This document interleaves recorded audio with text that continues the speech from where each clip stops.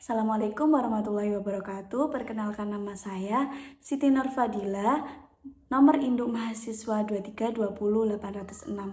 Di sini saya akan menyampaikan sedikit pembelajaran tentang ekologi dan keanekaragaman hayati.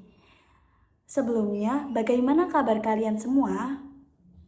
Saya harap kalian semua dalam perlindungan Allah dan sehat walafiat. Pada video kali ini kita akan mempelajari materi ekologi dan keanekaragaman hayati, khususnya pada materi rantai makanan dan jaring-jaring makanan. Adapun tujuan pembelajaran pada pagi hari ini, yang pertama, peserta didik mampu menjelaskan pengertian rantai makanan dengan benar. Yang kedua, peserta didik mampu mengidentifikasi peran makhluk hidup dengan benar. Dan yang ketiga, peserta didik mampu menjelaskan tentang jaring-jaring makanan dengan benar. Pada gambar ini ditunjukkan urutan rantai makanan pada suatu ekosistem. Nah, rantai makanan sendiri adalah proses perpindahan energi pada satu makhluk hidup ke makhluk hidup lainnya melalui makan dimakan. Nah, terus selanjutnya, apa sih komponen-komponen dalam suatu rantai makanan? Yang pertama ada produsen, yang kedua ada konsumen, dan yang ketiga ada pengurai. Nah, kita akan bahas yang pertama terlebih dahulu. Ada produsen. Produsen adalah suatu makhluk hidup yang bisa memasak makanannya sendiri. Contohnya apa? Contohnya tumbuhan. Apa aja? Rumput, terus ada bunga, ada tumbuhan mangga, tumbuhan pisang, ya kan?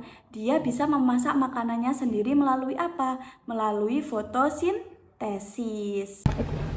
Nah, yang kedua ada konsumen. Konsumen adalah makhluk hidup yang tidak bisa memasak makanannya sendiri. Dia membutuhkan makhluk hidup untuk mendapatkan energi. Nah, konsumen sendiri dibagi menjadi 3. Konsumen tingkat 1, konsumen tingkat 2, dan konsumen tingkat 3. Mari kita bahas satu-satu ya. Yang pertama ada konsumen tingkat 1. Konsumen tingkat 1 biasanya dia itu hewan pemakan tumbuhan atau pemakan produsen. Contohnya apa sih? Contohnya ada apa? Ada ulat, terus ada belalang, ada kelinci. Kalau ulat itu kan biasanya memakan apa? Memakan daun.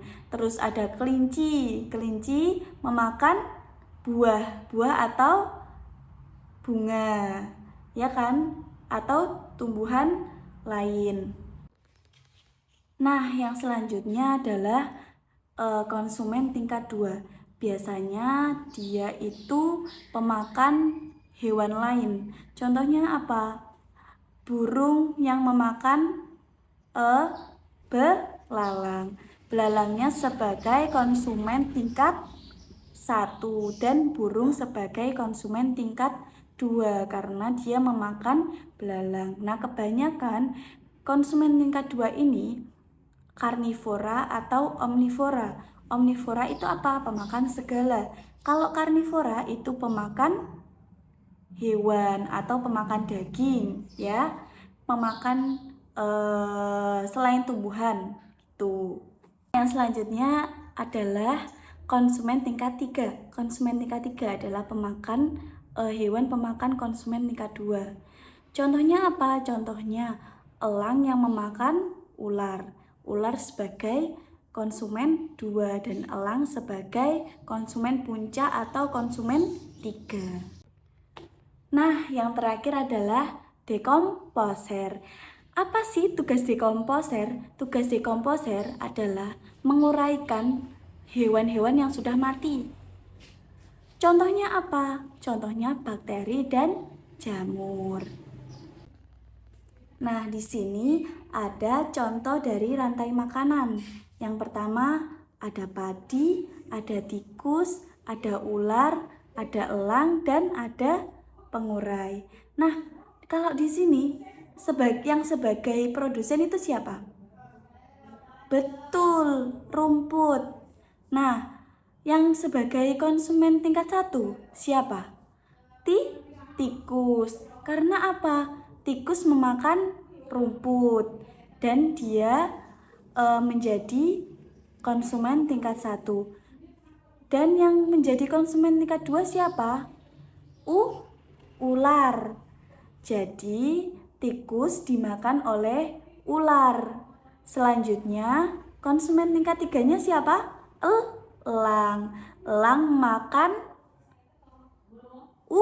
ular.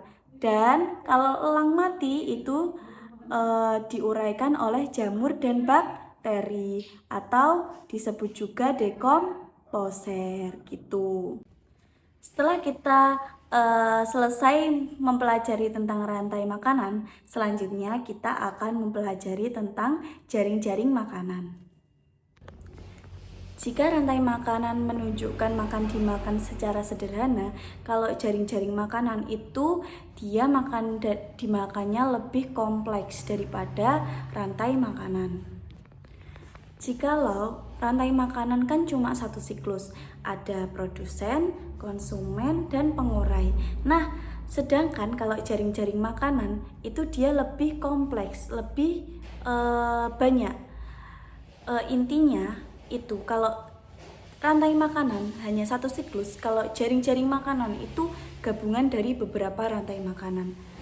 Contohnya akan saya tampilkan di layar sebelah.